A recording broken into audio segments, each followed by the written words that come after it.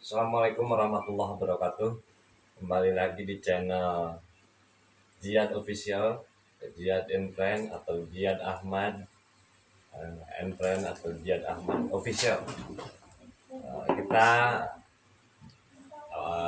insya Allah akan sedikit berbicara ataupun membahas ataupun akan sedikit melakukan ataupun program yang lain daripada yang lain yang telah dilaksanakan, yaitu monolog ya, yang mana kita akan berdiskusi tentang isu-isu kekinian terkait kecamatan atau terkait ruang lingkup tempat kita berada, kampung halaman tercinta, yang mana merupakan sebuah kampung halaman yang sangat luar biasa. Limbangan, kota kecil kebanggaan. Kabupaten Garut ya, yang merupakan kabupaten induk dan tentu dengan segala potensi dan problematikanya ini menjadi satu hal yang tentunya perlu kita amati dan perlu kita perhatikan agar kemudian kemajuan dan kesejahteraan terkhusus bagi masyarakat yang ada di lingkungan kita itu bisa tercapai dalam waktu sesingkat-singkatnya. Oke, netizen hadirin yang saya banggakan, berbicara terkait Kabupaten Garut, dalam hal ini Limbangan, itu tidak terlepas dari sejarah berdirinya ataupun sejarah proses penyebaran Islam itu sendiri. Karena di Jawa Barat proses penyebaran Islam itu tidak bisa terlepas dari Kabupaten Garut. Itu terbukti dari situs-situs sejarah ataupun bahkan artefak ataupun bahkan bukti tulisan sejarah yang kemudian itu bisa kita temukan, kita bisa baca yang berkaitan dengan sejarah penyebaran Islam di Jawa bagian barat. Di antaranya terdapat peran sentral daripada Kabupaten Garut yang dulunya notabene bahwa kemudian Kabupaten Garut itu adalah Kabupaten Limbangan. Sebelum menjadi Kabupaten Garut itu adalah Kabupaten Limbangan. Artinya bahwa Limbangan ini mempunyai tempat tersendiri dalam proses penyebaran Islam, yaitu seperti dalam sejarah yang bisa kita share, ada beberapa versi, sebetulnya banyak sekali versi, tapi yang versi yang paling paling banyak disepakati bahwa kemudian saya ada buku Garut ya, Garut sejarah Garut tempo dulu ya, yang kemudian ini menjadi satu referensi yang sangat luar biasa, bisa bisa dipinjam atau nanti bisa giveaway teman-teman sekalian. Oke, Garut banyak sekali buku-buku yang membahas tentang sejarah perkembangan Garut.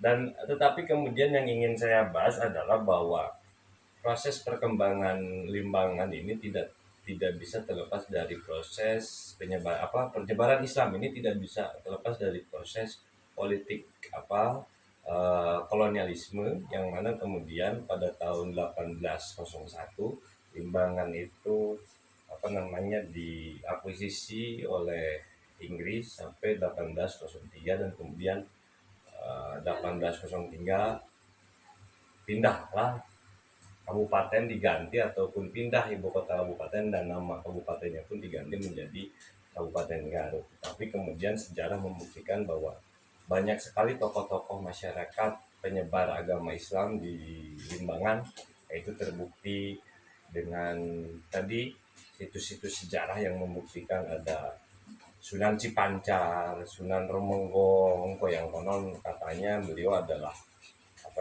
raja dari kerajaan Kertarahayu gitu ya. Sunan Cipanca merupakan cicit atau cucu daripada Sunan Temonggung yang merupakan menurut legenda, dan tentu ini perlu diverifikasi kebenarannya, bahwa kemudian Sunan Cipancar itu merupakan salah satu wali ya, waliullah yang kemudian waktu itu ada perkumpulan wali Songo yang kebetulan telat dan lain sebagainya. Itu perlu dongeng atau entah sejarah. Tapi yang pasti bahwa kemudian mereka adalah tokoh-tokoh ulama yang memang sangat luar biasa, dan ini menjadi akar penyebaran Islam di kemudian hari. Memasuki itu di zaman kolonial, memasuki zaman abad 20-an ataupun abad 20, awal-awal abad 20, mulailah bermunculan perkembangan pesantren-pesantren di di Kabupaten Garut, bil khusus di Kecamatan Bulubu Limbangan. Lahir pesantren-pesantren tua seperti Pondok Pesantren Ampel Ciloa, yang dikenal pesantren Ciloa, pesantren Cikelepu. Ciloa itu lahir tahun 1918.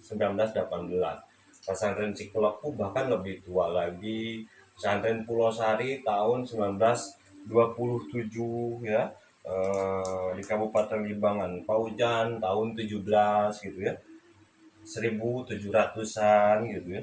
Pesantren Keresek 1887 itu kan di Kabupaten Garut. Ada pesantren Wates ya, dan kemudian banyak sekali pesantren-pesantren tua yang kemudian menjadi cikal bakal penyebaran Islam di Kecamatan Bulubu Limbangan. Dan ini merupakan satu hal yang perlu kita gali ya, kita perdalam. Sekali lagi, saya di sini hanya sebatas memantik sebagai bandul agar para netizen sekalian, teman-teman semua dapat ataupun berkenan untuk mengeksplorasi lebih jauh, meneliti lebih jauh terkait berbagai persoalan. Selanjutnya maju ke era Orde Baru, kemudian Orde Lama, kemerdekaan ya. Kemerdekaan di Orde Lama, Orde Baru, dan kemudian hari ini reformasi. Pondok pesantren itu mengalami pertumbuhan yang signifikan, tidak hanya dari kuantitas tapi kualitas pendidikan di dalamnya pun itu mengalami metamorfosis yang sangat luar biasa. Jawa Barat ini menjadi barometer pondok pesantren terbanyak di Jawa Barat, di Indonesia, dengan jumlah 8.000 lebih, dengan jumlah kira-kira 8.000 lebih. Dan Kota Tasik menempati peringkat pertama, kedua Kabupaten Bogor, ketiga Kabupaten Garut, yang mana jumlah daripada pesantren di Kabupaten Garut itu 1055 totali itu 1055. Dan kemudian asumsi bahwa jumlah santri di Kabupaten Garut itu data 2021, asumsi santri di Kabupaten Garut itu 115.449 orang. Dan kemudian jumlah pesantren ya, di Kecamatan Bulubu Limbangan ini data tahun 2018 ya, yang saya dapat, karena belum adanya data pasti dan banyak sekali pesantren-pesantren kecil, pesantren-pesantren yang memang belum didaftarkan. Yang terdaftar di Kementerian Agama ini yang saya dapatkan tahun 2012 di Kecamatan Bulubu Limbangan saja ini ada 67 pesantren. Ini merupakan sangat luar biasa ya. Banyak sekali, masih banyak pesantren-pesantren yang masih belum terdaftarkan di Kementerian Agama. Dan kemudian di samping pondok pesantren dan lain sebagainya, perkembangan dan perkembangan pondok pesantren, metamorfosis pondok pesantren dari mulai pertumbuhan, termasuk kuantitas jumlah yang tadi beberapa pesantren tua sekarang secara kuantitas bertambah menjadi hampir ketiga kabupaten terbanyak pesantren dengan jumlah 1055 itu ya. 1055 pesantren di Kabupaten Garut dan Limbangan, di antara kecamatan yang paling banyak, yaitu 67 yang terdaftar di Kemenag ya tentunya. Ini merupakan sebuah modal dan potensi bagi kita semua agar kemudian ternyata memang Limbangan ini layak dikatakan sebagai kota santri. Pertanyaan saya kemudian, kota santri ini apakah tadi sebagai labeling ataupun standar ataupun ya labeling yang reliable ataupun ya reliable dengan realitas Kecamatan Blubur Limbangan hari ini? Itu pertanyaan yang perlu kita refleksikan bersama terkait dengan berbagai problem permasalahan yang ada di Kecamatan Blubur Limbangan. Oke.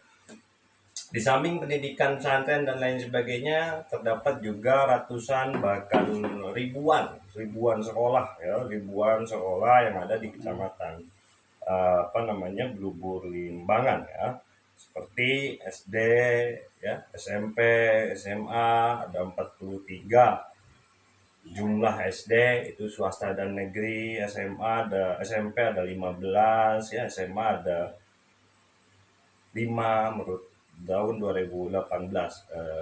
Mungkin sekarang udah bertambah. Terus SMK ada 13 gitu, SLB ada 2. Terus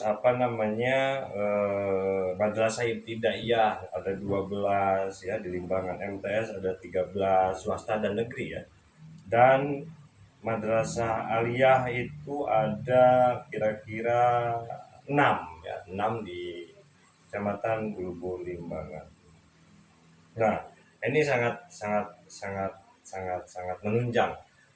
Terakhir, hadirin sekalian, dampak daripada kehadiran pondok pesantren di Kecamatan Blubur Limbangan ini tentu mempunyai dampak yang sangat signifikan. Saya membagi menjadi beberapa aspek. Yang pertama dampak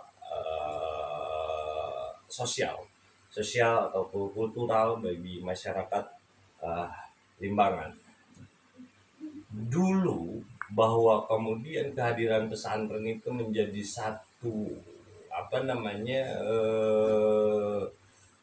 hal fenomena yang memberikan dampak sosial yang begitu signifikan, karena pesantren ini mampu merangkul masyarakat yang secara kultural maupun struktural itu merupakan ataupun bisa berpadu dengan masyarakat yang ada. Nah, perkembangan hari ini kemudian dengan kuantifikasi pesantren yang begitu banyak, jumlah pesantren dan metodologi pesantren yang semakin modern dan lain hal sebagainya, apakah kemudian efek daripada dampak sosial yang dulu dirasakan hari ini masih terasa? Apakah pesantren masih mempunyai peran aktif di lingkungan masyarakat ataupun tidak? Apakah pesantren masih menjadi barometer bagi pertumbuhan masyarakat atau tidak? Karena dalam realitas keseharian hari ini kultur pesantren itu sudah sangat berbeda. Kalau dulu itu ketemu sama ajengan, istilahnya kalau dalam pesantren ajengan, itu bahasa Sundanya malarsuk, arek sawah, arek nukumah wae gitu.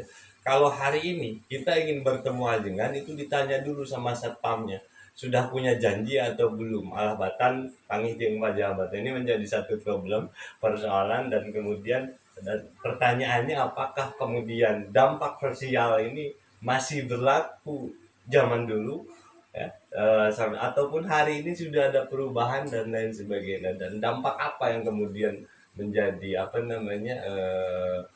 refleksi kita bersama agar kemudian hal ini bisa terurai secara baik dan menjadi solusi kita bersama. Yang kedua, dampak agama. Tentu dulu itu menjadi satu dampak kehadiran pesantren ini sangat besar terhadap masyarakat yang ada di lingkungannya, karena berbaur dengan pesantren mempunyai dampak agama yang sangat signifikan. Hari ini Hari ini kemudian bahwa banyak sekali ataupun tentu efek daripada sudah agak menurun efek daripada kehadiran lembaga pesantren ini terbukti dari ternyata banyak sekali masyarakat ataupun santri yang notabene justru di luar, berasal dari luar kabupaten ataupun bahkan kecamatan ataupun bahkan ruang lingkup daripada pesantren tersebut. Nah, ini menjadi satu refleksi kita bersama kenapa bisa terjadi demikian dan apakah betul Limbangan itu masih relevan, reliable, mohon maaf, reliable dikatakan kota santri dengan begitu banyak pesantren, tetapi kemudian masyarakatnya ternyata santrinya pun bukan hanya dari kebanyakan justru bukan orang Limbangan, dan ini menjadi satu pemikiran ataupun refleksi kita bersama apakah reliable atau tidak. Yang terakhir, dari segi pendidikan tentu ini mempengaruhi sangat banyak ya, kehadiran pesantren di tengah-tengah kita mempengaruhi sektor ataupun mempengaruhi masyarakat dalam sektor pendidikan, apalagi zaman dulu, karena pendidikan formal zaman dulu hanya diselenggarakan oleh kolonial. Yang bisa bersekolah itu tentu bukan hanya golongan Belanda ataupun dalam hal ini adalah kelas kelas pertama gitu ya, ataupun Indo itu artinya blasteran ya, ataupun tuan tanah kayak pejabat-pejabat pemerintah, rakyat jelata, rakyat kebanyakan kayak kita itu dulu itu jarang sekali, dan kehadiran pesantren ini menjadi solusi yang sangat solutif untuk kemudian masyarakat kebanyakan ini memperoleh pendidikan yang sangat layak. Nah, hari ini kemudian uh, mempunyai pesantren pun memberikan ataupun kembali kepada habitnya bahwa banyak sekali pesantren-pesantren yang sekaligus menyelenggarakan pendidikan formal. Hampir seluruh pesantren hari ini, terutama di Limbangan, di samping pendidikan pesantren juga menyelenggarakan pendidikan formal, ada sekolah SMA, SMK dan lain hal sebagainya. Ini menjadi faktor ataupun menjadi hal yang menurut saya perkembangan yang sangat luar biasa dan ini patut dipertahankan, dan ini menjadi satu barometer bahwa pesantren tidak hanya mempunyai fungsi sebagai pencetak generasi ulama, tapi pesantren juga mampu beradaptasi dengan perkembangan modernitas, perkembangan zaman, bahwa kemudian kebutuhan akan pendidikan, kebutuhan akan berbagai macam penunjang kehidupan dan lain hal sebagainya, pesantren ternyata peka dalam hal ini. Ini menjadi satu hal yang sangat luar biasa, dan bagi masyarakat Limbangan itu ya khususnya, seberapa relevankah ataupun reliabelkah pendidikan-pendidikan yang ada di pondok-pondok pesantren ya. Ini jadi pertanyaan besar, pertanyaan kita bersama, apakah reliable? Oh, ternyata yang saya tahu bahwa kemudian masyarakat Limbangan masih banyak ataupun masih berbondong-bondong ingin bersekolah di lembaga-lembaga pendidikan formal yang ternyata tidak ataupun bukan di bawah naungan pondok pesantren. Nah, itu pertanyaan atau refleksi kita bersama, dan mudah-mudahan ini menjadi pemantik bagi kita semua agar kita mencari solusi bagaimana kemudian problem ini menjadi bahan pemantik bagi diskusi kita di kemudian hari. Terima kasih. Selamat malam. Mohon maaf apabila ada kekurangan. Sampai ketemu di isu ataupun pembahasan ya, pendalaman berikutnya terkait perkembangan ataupun isu-isu yang berkaitan dengan Limbangan dan sekitarnya. Salam hormat, Ziad Ahmad. Assalamualaikum warahmatullahi wabarakatuh.